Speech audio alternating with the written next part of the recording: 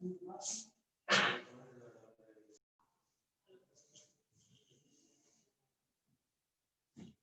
तो मैंने सारे के सारे पुराने फॉर्मूले बताए तुम्हें, हाँ या ना।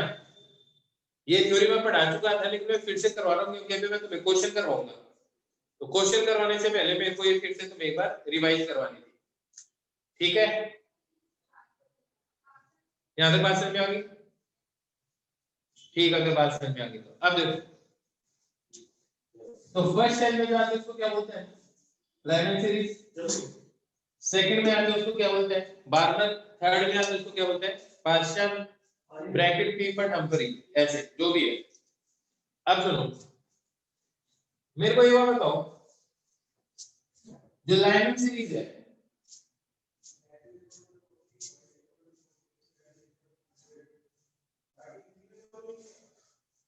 उसमें मैक्सिमम वेवलेंथ के लिए जो बाहर निकले उसके लिए जो मैक्सिमम वेवलेंथ है, आया ना? मैक्सिमम वेवलेंथ है, ट्रांजिशन कहां से का होना चाहिए? मैक्सिमम वेवलेंथ है, ट्रांजिशन कहां से का होना चाहिए?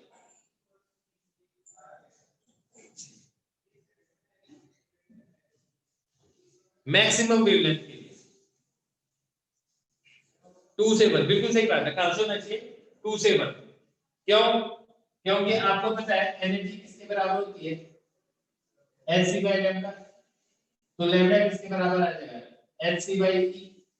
तो आप एक चीज सोचो, एच सी तो आपका कांस्टेंट ही है, तो अगर आपको लॉन्गेस्ट वेवलेंथ चाहिए तो एनर्जी क्या होनी चाहिए? कम से कम। तो मेरे को ये बताओ, जब भी कोई इलेक्ट्रॉन इससे इसमें आएगा, कितनी एनर्जी रेडिएट करेगा? कितनी एनर्जी का फोटोन होगा? दोनों का डिफरेंस कर दो, कितना आएगा? 10.2 इलेक्ट्रॉन वोल्ट। बिल्कुल सही बात है, कितना आएगा? 10.2 इलेक्ट्रॉन वोल्ट, ठीक है। और अगर मान लो थर्ड से फर्स्ट में आई, ये तो कहां से कहां आई? सेकंड से फर्स्ट में आई ट्रांजिशन। मान लो थर्ड से फर्स्ट में, इस ट्रांजिशन में कितनी एनर्जी का फोटोन बाहर निकलेगा?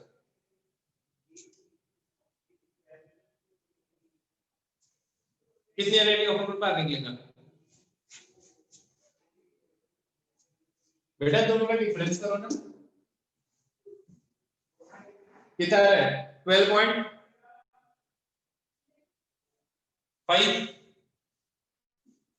ना ना 12.1 आया ना? 12.09, ठीक है।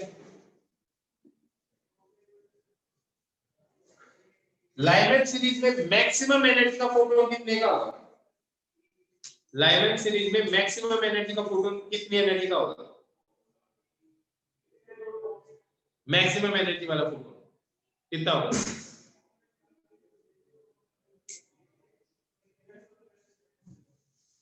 13.6 मैक्सिमम एनर्जी। कहां से आएगा? Infinity side. इंफिनिटी पे पोटेंशियल एनर्जी, टोटल एनर्जी क्या मानते हैं? जीरो मानते हैं। क्या मानते हैं? इंफिनिटी पे टोटल एनर्जी जीरो मानते हैं। तो जब यहां से आएगा तो इसकी एनर्जी कितनी कम हो जाएगी? 13.6 कम हो जाएगी। इसका मतलब 13.6 इलेक्ट्रॉन वोल्ट का फोटोन बाहर निकलेगा इसमें, आया ना? तो अगर मैं शॉर्टेस्ट वेवलेंथ निकालना चाहूं लाइमन सीरीज की, तो आप क्या लिखोगे? Lambda is equal to FC upon 13.6, आया ना? तो क्या आ जाएगा आपके पास? ये वेवलेंथ क्या आएगी? मिनिमम। और लाइमन सीरीज की मैक्सिमम वेवलेंथ के लिए क्या करोगे? तो मिनिमम वेवलेंथ है, मैक्सिमम वेवलेंथ के लिए क्या करोगे? HC by 10.2। क्या ये बात समझ में आ गई? क्या ये बात समझ में आ गई? आया ना? यूनिट्स की केयर लेनी पड़ेगी, यूनिट्स की आप केयर लोगे, है ना? फिर आपका आंसर आ जाएगा। क्या ये यहां तक बात समझ में आ गई? ऐसे ही अगर मैं मान लो बार्बर सीरीज की बात करता हूं, किसकी बात करता हूं? बार्बर सीरीज की बात करता हूं, उसमें मैक्सिमम एनर्जी का फोटोन क्या होगा? मैक्सिमम एनर्जी का फोटोन, मैक्सिमम एनर्जी का फोटोन बताओ क्या होगा? बिल्कुल 3.4। तो उस केस में मैक्सिमम वेवलेंथ कितनी आएगी? ये तो मिनिमम वेवलेंथ आएगी, hc by 3.4। और मैक्सिमम मैक्सिमम वेवलेंथ का भाई बार्बर सीरीज में कहां से कहां ट्रांजिशन हो? थर्ड से सेकंड के अंदर आया ना, थर्ड से सेकंड के अंदर कितनी एनर्जी का फोटोन बाहर निकलेगा?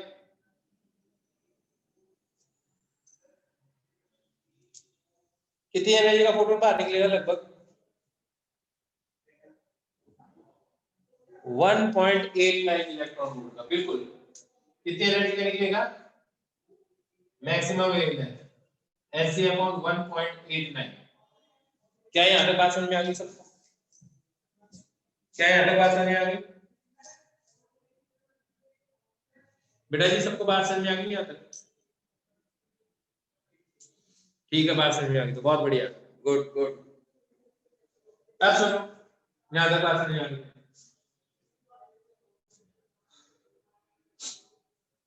अगर मान लो कोई इलेक्ट्रॉन यहाँ पे है ना, तुमने सुना ही होगा एमिशन स्पेक्ट्रा, है ना, एब्जॉर्प्शन स्पेक्ट्रा और एमिशन स्पेक्ट्रा सुना हुआ है ना? एक्सप्लेन करने की जरूरत है क्या उसको? एमिशन स्पेक्ट्रा और absorption spectra, that is line spectra. थोड़ा सा अभी बता देते हैं, तो थोड़ा सा इसको तो मैं मिटा रहा हूं, इसका स्क्रीनशॉट ले लो, स्क्रीनशॉट ले लो इसका। देखो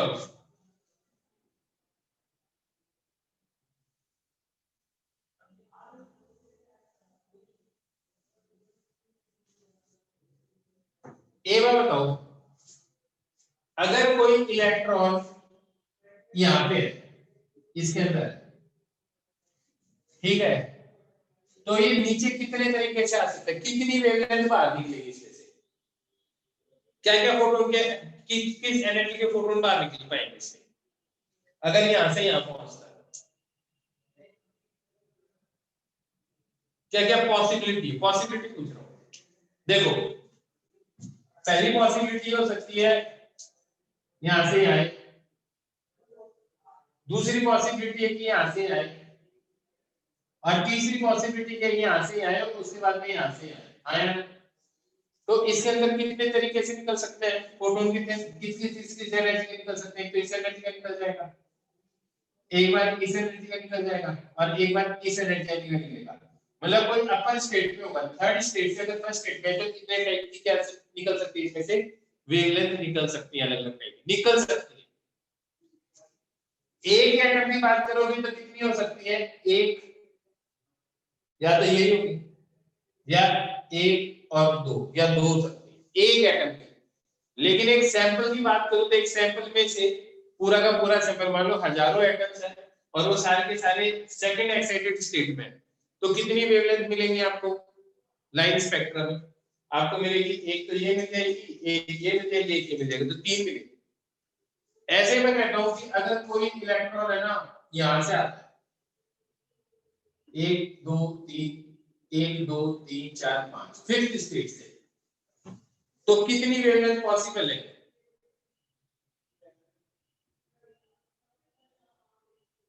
पहली बात, मैक्सिमम कितनी वेवलेंथ निकल सकती है एक एटम से? ध्यान से समझना, मैक्सिमम मैक्सिमम निकल सकती है, एक बार इससे निकल जाए, एक बार इससे, फिर यहां से यहां से यहां से, एक दो तीन चार, मैक्सिमम चार वेवलेंथ निकल सकती है एक एटम से। अगर एक एटम की बात करो, मिनिमम कितनी निकल सकती है? एक ही निकले, यहां से सीधा यहां पे आ जाए। क्या तुम्हें लॉजिक समझ में आ रहा है? तुम्हें ये बात समझ में आ रही है? और अगर मैं एक सैंपल की बात करूं तो सैंपल में से कितना आएगा? तो मैं एक चीज बता दूं, कितनी लाइन है? एक दो तीन चार पांच, तो पांच में से कोई भी दो लाइनें चूज कर ले, मतलब यहां से यहां भी आ सकता है, फिर यहां से यहां से, यहां से यहां से, फिर यहां से यहां से आया ना, तो पांच में से दो चूज करेंगे। तो कभी भी ऐसा हो तो अगर n लाइंस है, nth एक्साइटेड स्टेट है, तो nc2 लिख दो, ये सेलेक्ट करना है। मेडिकल वाले सिंपल फॉर्मूला याद रखिए, क्या है इसका? फॉर्मूला होता है n factorial upon n minus 2 factorial upon 2 factorial. इसको सॉल्व करके दिखाता हूं मैं। ये क्या आएगा, n n minus 1 n minus 2 नीचे n माइनस 2 का फैक्टोरियल 2 इंटू 1। ध्यान से देखोगे तो ये चीज गायब हो जाएगी, यहां से गायब होगी। आपका फॉर्मूला क्या आ गया, आपने रटा दिया होगा, number of lines n into n minus 1 divided by 2। तो अगर फिफ्थ से आए इसके अंदर तो आप क्या लिखोगे, 5 इंटू 4 डिवाइड बाई 2। 5 आ गया फिफ्थ एक्साइटेड स्टेट से, 5 माइनस 1 क्या हो गया, 4 डिवाइड बाई 2। कितना आ जाएगी, कितनी लाइन आ जाएगी, 10 लाइंस आ जाएगी। आया ना। तो लाइन स्पेक्ट्रम में कितनी लाइंस आएगी, 10 लाइंस आएगी। क्या लॉजिक समझ में आया सबको, क्या लॉजिक समझ में आया सबको। कब एक सैंपल है वो पूरा का पूरा सैंपल किसमें है, एक्साइटेड स्टेट में है। आया ना, सबके सब फिफ्थ एक्साइटेड स्टेट में जो भी पॉसिबिलिटी है। ऐसे मान लो अगर ये हो 9 8 10 एक्साइटेड स्टेट, तो कितनी लाइंस मिलेंगी, कितनी स्पेक्ट्रल लाइंस मिलेंगी, लाइन स्पेक्ट्रम में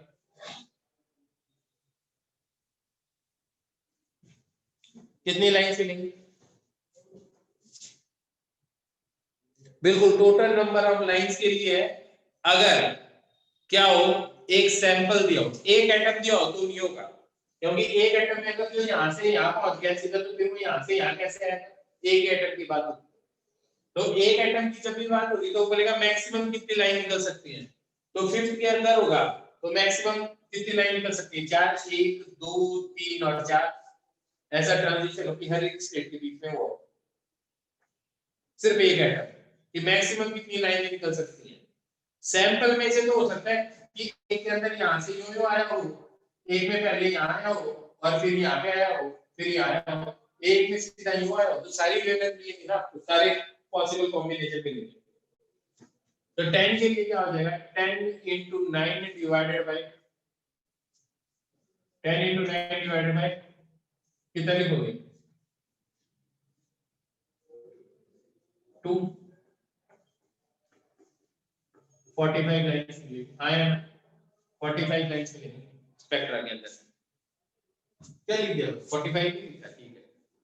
क्या ये लॉजिक समझ में आ गया, नंबर ऑफ स्पेक्ट्रल लाइंस का पता चल गया, नंबर ऑफ स्पेक्ट्रल लाइंस का पता चल गया। अब कई बार होता है क्वेश्चन में क्या पूछा जाता है, कई बार ये चीज लिख लो यार, ये लिख लो स्पेक्ट्रल लाइंस वाला लिख लो, मैं जो करवा रहा हूं ना सारे क्वेश्चन इसी मेथड से होने आपके, ठीक है। बस दिमाग अच्छी तरह से इस चीज को डाइजेस्ट कर ले।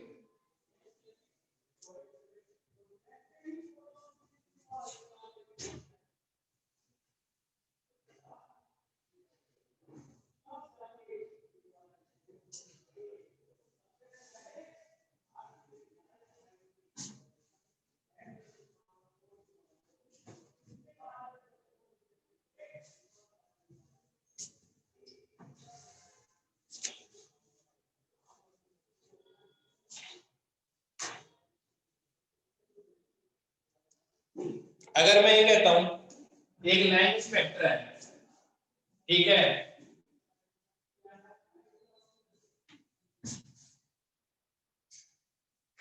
ट्वेंटी एट लाइन्स निकल रही है बाहर, लाइन स्पेक्ट्रा में 28 लाइन्स है सैंपल में से। ये बताओ एटम कौन से, हाइड्रोजन एटम कौन सी एक्साइटेड स्टेट में था, ये बताओ कि कौन सी एक्साइटेड स्टेट में था।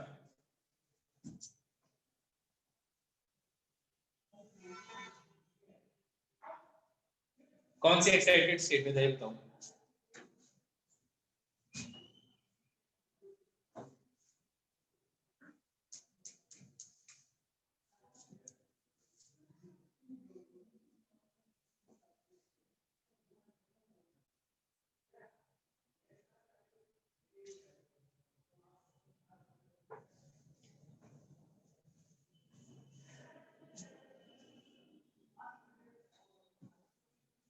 बिल्कुल सही बात है, आंसर है 8। आया ना, आंसर है 8। कुछ नहीं करना है यार, इसकी जगह 8 लिख दो, n की वैल्यू आ जाएगी आपकी, ये आ जाएगा कितना 16। n into n minus 1 आया सॉल्व करो n की वैल्यू आ जाएगी सॉरी 28 है ना यार 64 64 ही आएगा क्या आएगा 52 आएगा 8 8 16 56 आएगा 56 equal to n into n minus 1 आएगा तो ये मान लो 8 हो गया तो ये 7 हो जाएगा तो 7 8 56 तो n की वैल्यू कितनी आएगी 8 इसका मतलब ये 8 एक्साइटेड स्टेट में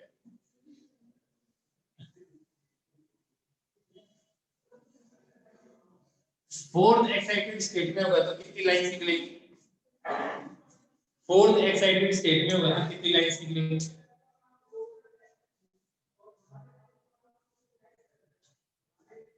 बिल्कुल 12 लाइनें निकलेगी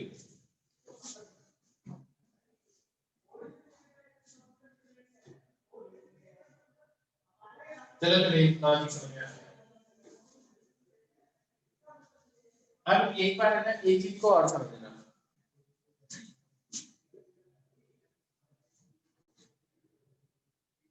7 से थर्ड स्टेट में आ रहा है 7 से थर्ड स्टेट में आने के लिए कितनी लाइन से निकलेगी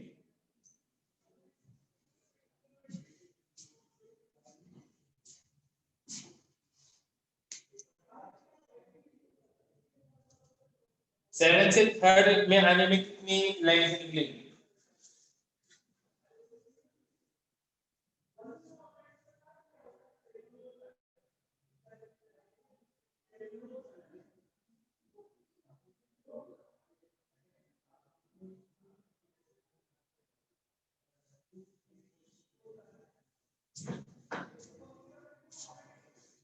सेवन एक्साइटेड स्टेट से थर्ड एक्साइटेड स्टेट में आ रहा है एटम कितनी लाइनें निकलेंगी एक सैंपल आ रहा पूरा पूरा सैंपल कितनी नंबर ऑफ लाइंस निकलेंगी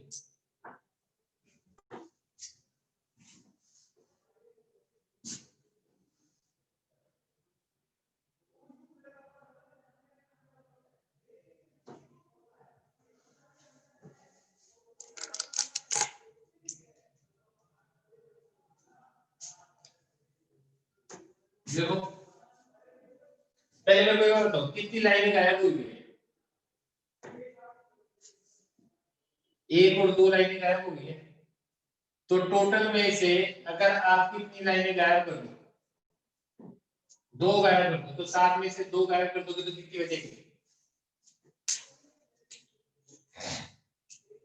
5 आप ऐसे तो मान सकते हो ना इसको मान लो फर्स्ट ये फर्स्ट हो जाए सेकंड हो जाए थर्ड हो जाए फोर्थ हो जाए फिफ्थ हो जाए तो 7 से 3 में आने का मतलब है कि 5 में से 1 में आना नंबर ऑफ लाइन तो सेम निकलेंगी हाँ या ना बात समझ में आई है नहीं नंबर ऑफ लाइन तो इतनी निकलेंगी तो 7 में से कितने माइनस कर दोगे 2 माइनस कर दो तो अब कितनी लाइन होगी ये 5 में से 2 लाइनें चूज करनी है तो आपका फॉर्मूला अगर 5 into 4 divided by 2 that is 10 आएगा कितनी लाइनें निकलेगी 10 निकलेगी अब हमेशा ऐसे ही सोचना आपको एक और फॉर्मूला इसका n1 n2 कुछ ऐसा फॉर्मूला है वो कभी नहीं लगा उसमें कंफ्यूजन क्रिएट हो जाती है बात समझ में आई है उसमें क्या हो जाती है कंफ्यूजन क्रिएट हो जाती है उस फॉर्मूले में हमेशा इसको इतना सिंपल ही रखना है मैं देखो एक और करके दिखा रहा हूं ठीक है इस बार तो देख के पता चल जाएगा तुम्हें ऐसे सोचना हमेशा इसी टर्म्स में सोचना 10 से फोर्थ में आई अब मेरे को ये बताओ कितनी लाइनें गायब हो गई इसमें से कितनी लाइनें गायब हो गई 3 गायब हो गई है ना तो 10 में से 3 माइनस कर दो इसका मतलब इसको फर्स्ट मान लोगे तो 7 हो जाएगा आया ना तो क्या करोगे 7 into 6 divided by 2 तो 21 लाइन आया ना तरीका समझ में आया कैसे करना है? वो दूसरा गंदा वाला फॉर्मूला कभी याद नहीं रखना है ना? एक और होता है n1 माइनस n2 इंटू पता नहीं क्या, मेरे को खुद को नहीं आता। बात समझ में आ गई सब? पक्का? ऐसे एकदम लॉजिकली देखना कितनी लाइनें गायब हो गई, जो बची हैं उन्हीं में ट्रांजिशन होना है। मिटा दो इसको, मिटा दो इसको। तो सुनो, अगर मिटा दिया ये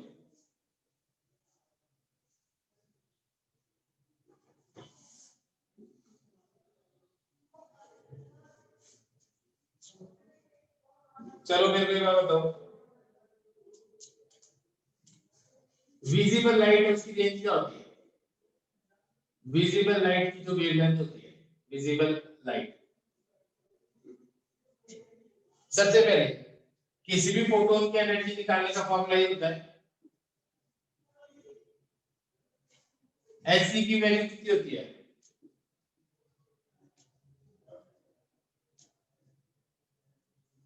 लैम्डा एंगस्ट्रॉम में पुट करो, सीधा आंसर आएगा आपका, है ना? अब मेरे को एक बात बताओ, विजिबल लाइट की वेवलेंथ की रेंज क्या है? करीब 380 से 760 होती है नैनोमीटर, है ना? एंगस्ट्रॉम में करोगे तो कितना आ जाएगा?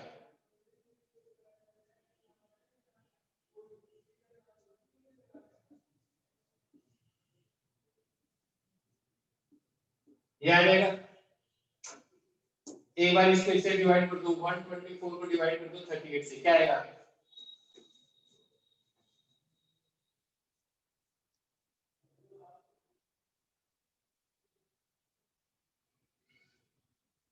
ये करीब 4 के आसपास ही है, 4 3 या 12, लेकिन थोड़ा कम है तो 3.2 के आसपास आएगा, 3.2 कुछ है ना, 3.3 यार, बिल्कुल बिल्कुल एग्जैक्ट मेरे को भी नहीं पता, पर मैंने इसको 4 मान गया, 4 3 या 12, तो थोड़ा कम है इससे, और ये 120 से थोड़ा सा ज्यादा, तो मैंने थोड़ा सा फैक्टर बढ़ा दिया, तो ये आ गया 3.2 इलेक्ट्रॉन वोल्ट। तो सबसे कम वेवलेंथ वाली जो लाइट होती है वो ब्लू लाइट ही होती है, तो बताओ, है? और जिसकी वेवलेंथ मैक्सिमम है, इसकी एनर्जी कितनी हो जाएगी? ये वैल्यू कितनी आएगी लगभग? ये वैल्यू कितनी आएगी लगभग?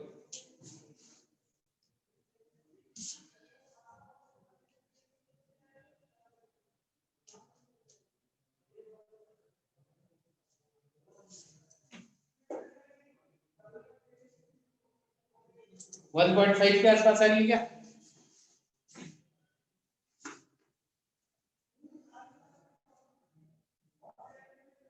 बिल्कुल 1.5 या 4 कुछ ऐसा ही आ रहा है, 1.5 1.6 जो भी आ रहा है।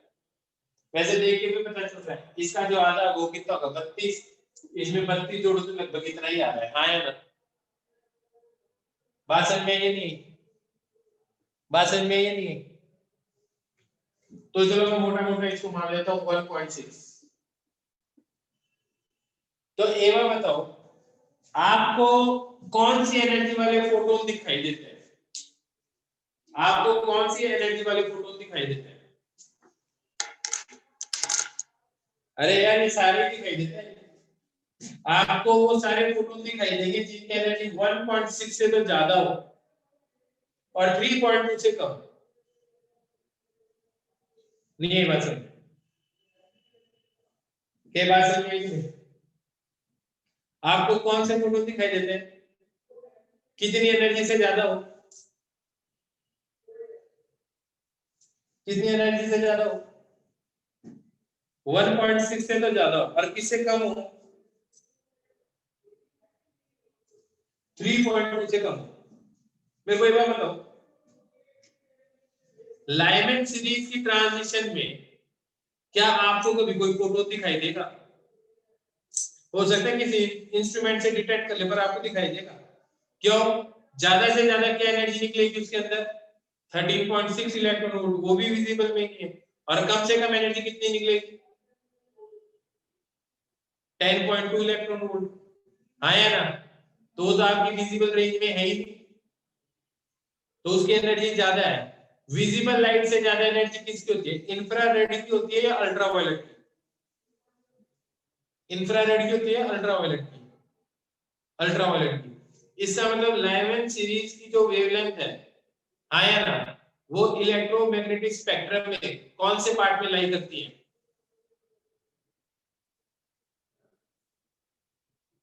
कौन से पार्ट में लाई करती है?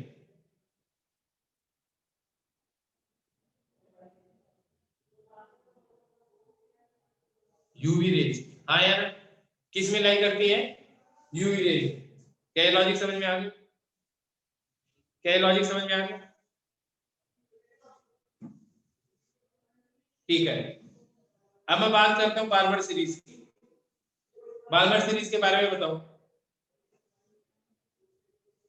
बार्बर सीरीज के बारे में बताओ।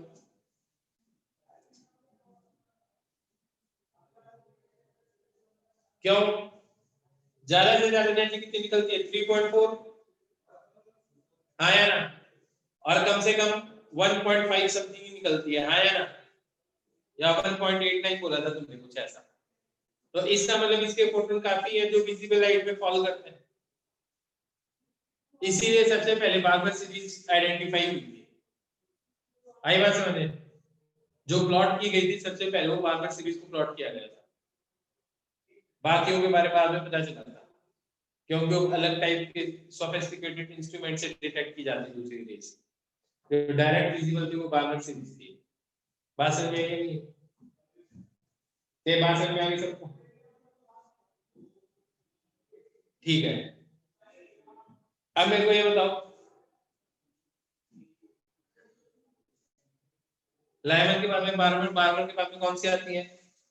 Partial series. पार्शियल सीरीज में ज्यादा से ज्यादा एनर्जी कितनी आएगी? 1.51।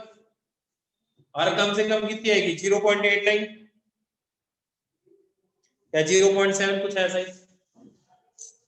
तो क्या वो विजिबल में होगी? पार्शियल सीरीज विजिबल में होगी? नहीं होगी। तो वो कौन सी में लाइज करेंगी इलेक्ट्रोमैग्नेटिक स्पेक्ट्रम के?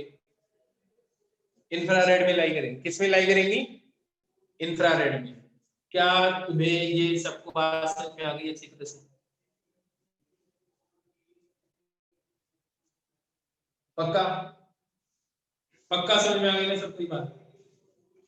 ठीक है, जब आपको ये बात सबको पक्का पक्का समझ में आ गई तो ठीक है, पक्का पक्का समझ में आ गई तो इसका मतलब ब्रैकेट, पी फट, ये सारी की सारी किस में लाई करती है? इंफ्रारेड में लाई करती है। ठीक है, किस में लाई करती है? सारी की सारी इंफ्रारेड में लाई करती है। ठीक है, यहां तक बात समझ में आ गई। अब सुनो,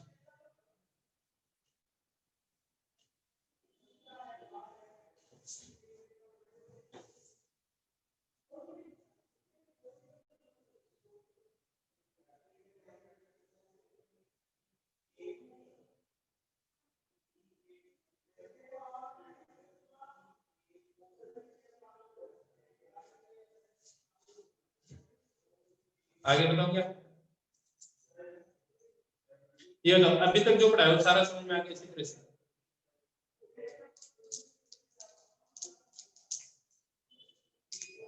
कोई कंफ्यूजन नहीं है ना इसके अंदर?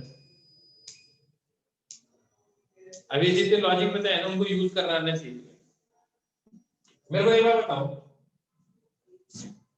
फर्स्ट सेल की जो एनर्जी है वो है -13.6, सेकंड सेल की एनर्जी है -3.4, थर्ड सेल की एनर्जी है वो कितनी है?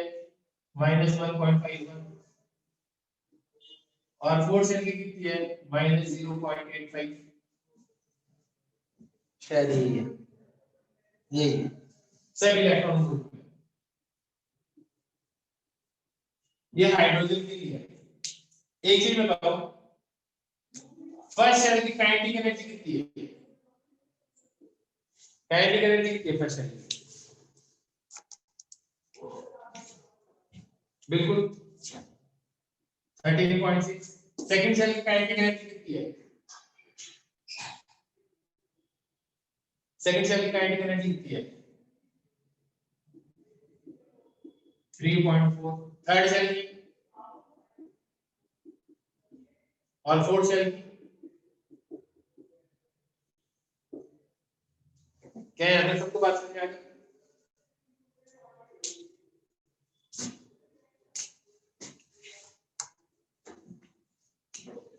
इस शेल की पोटेंशियल एनर्जी कितनी है? फर्स्ट शेल की पोटेंशियल एनर्जी कितनी है? -27.2। इसीलिए ये पोटेंशियल एनर्जी, इसकी पोटेंशियल एनर्जी कितनी है? -6.8। इसकी कितनी है? इसकी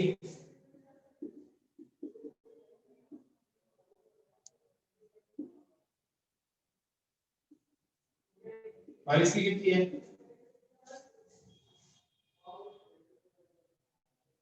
इसकी कितनी है?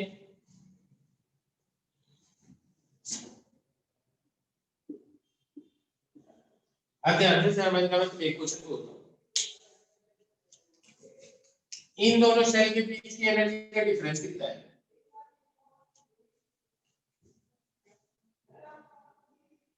इनके बीच का एनर्जी डिफरेंस कितना है? 10.6।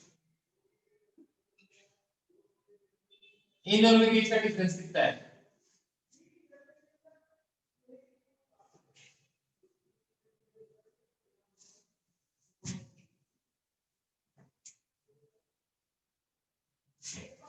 वन पॉइंट एट में।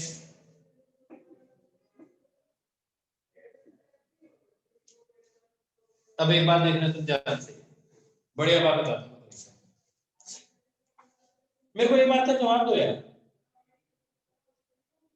कि अगर मैं फर्स्ट शेल की पोटेंशियल एनर्जी 0 मान लूं,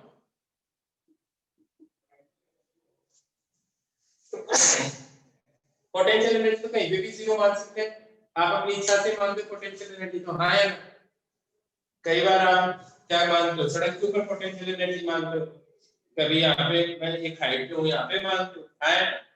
आप कहीं पे भी पोटेंशियल एनर्जी 0 मान सकते हो, क्योंकि आपके जो काम की चीज है ना, वो डिफरेंस ऑफ पोटेंशियल एनर्जी है। क्या चीज काम की आपकी? क्या चीज काम की आपकी? डिफरेंस ऑफ पोटेंशियल एनर्जी काम की आपकी, ठीक है। अब मेरे को बताओ,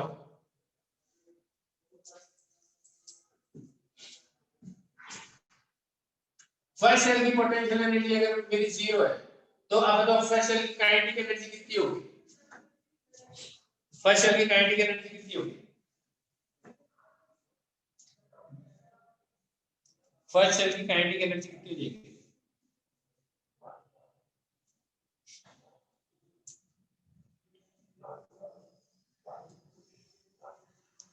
भाई फर्स्ट शेल की काइनेटिक एनर्जी 13.6 ही रहेगी।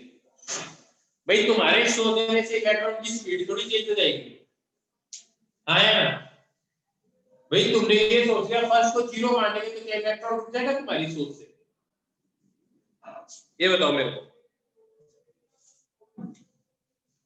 अगर मैं ये कह रहा हूं, अगर तुमने ये सोच लिया कि यार फर्स्ट शेल की 0 मान लो, तो तुम्हारे सोचने से इलेक्ट्रॉन रुक थोड़ी जाएगा।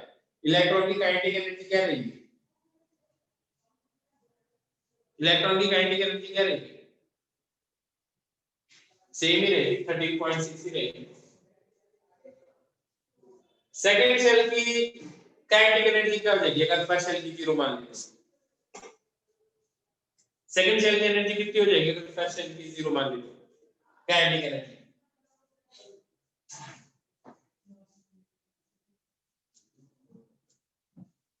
3.4 ही रहेगी, हाँ है ना। मेरे को ये बात बता दो, बस मैं एक चीज पूछ रहा हूँ, अगर आप फर्स्ट शेल की पोटेंशियल एनर्जी 0 मान लेते, फर्स्ट शेल की पोटेंशियल एनर्जी 0 मान लेते, तो आप मेरे को सेकंड शेल की टोटल एनर्जी बताओ, काइनेटिक एनर्जी बताओ और पोटेंशियल एनर्जी बताओ। एक मिनट 2 मिनट देता हूँ तुम्हें, करो इसको सॉल्व।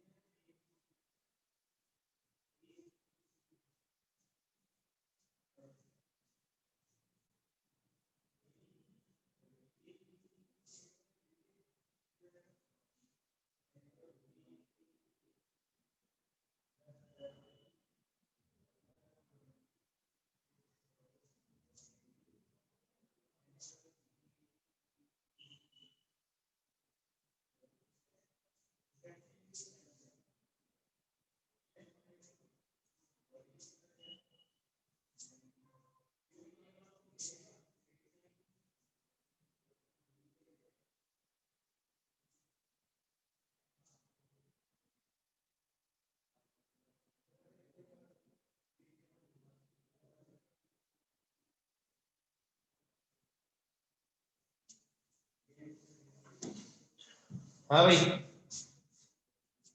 क्या है आंसर? शायद मेरे को देखो, सेकंड शेल की काइनेटिक एनर्जी तो कितनी रहेगी, कितनी रहेगी? 3.4 ही रहेगी। हाँ यार, काइनेटिक एनर्जी थोड़ी चेंज हो जाएगी। सेकंड शेल की टोटल एनर्जी इससे कितनी ज्यादा है?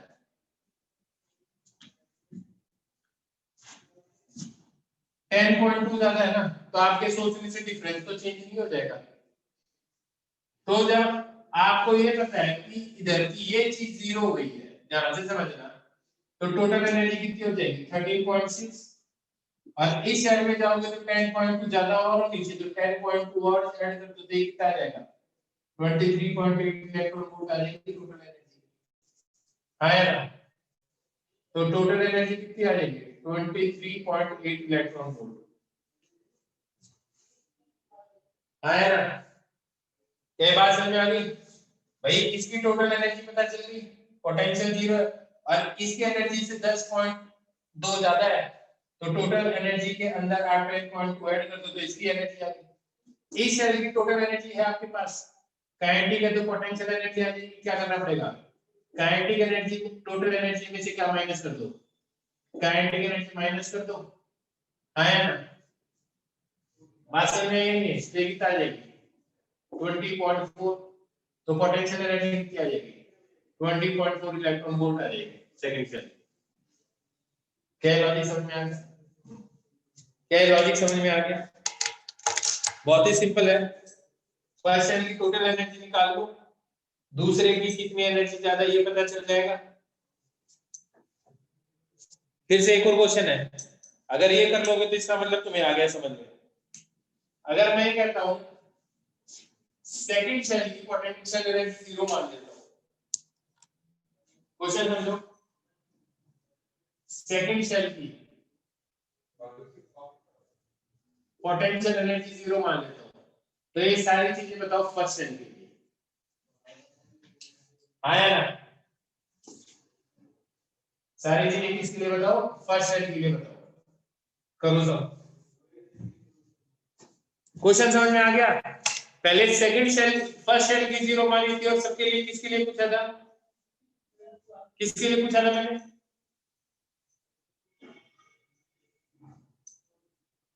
सेकंड शेल के लिए। अब सेकंड शेल की पोटेंशियल एनर्जी 0 मानो, अब फर्स्ट शेल की सारी चीजें बताओ।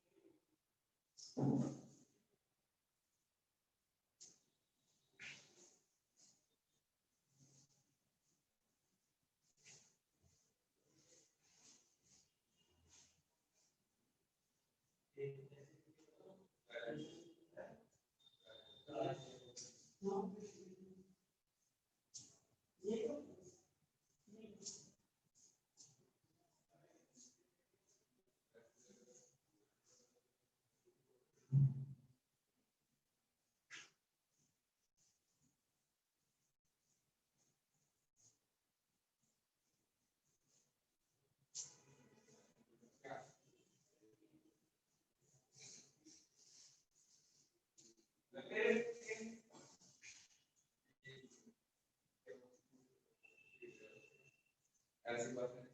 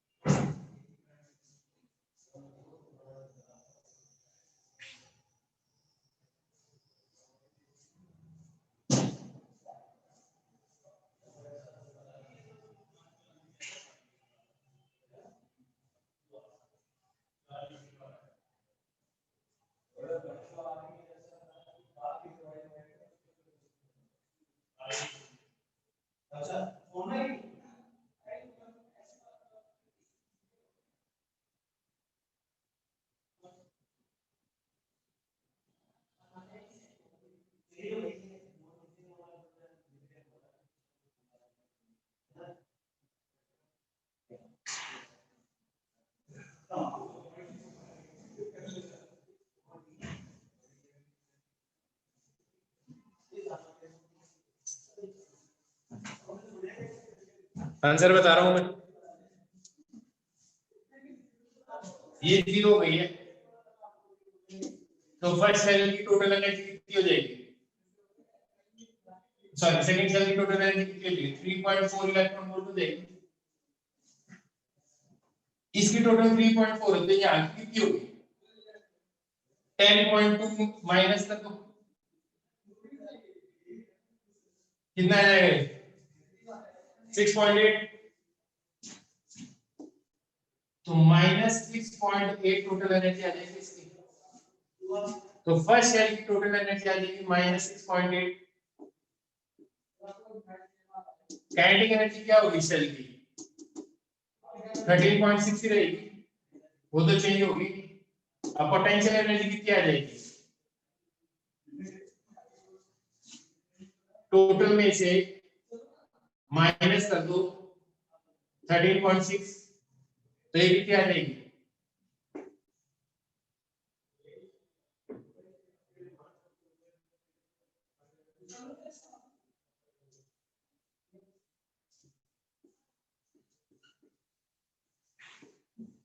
पोटेंशियल एनर्जी आ जाएगी इसकी -20.4 इलेक्ट्रॉन वोल्ट। किस किसका सही है ये बताओ, किस किसका सही है?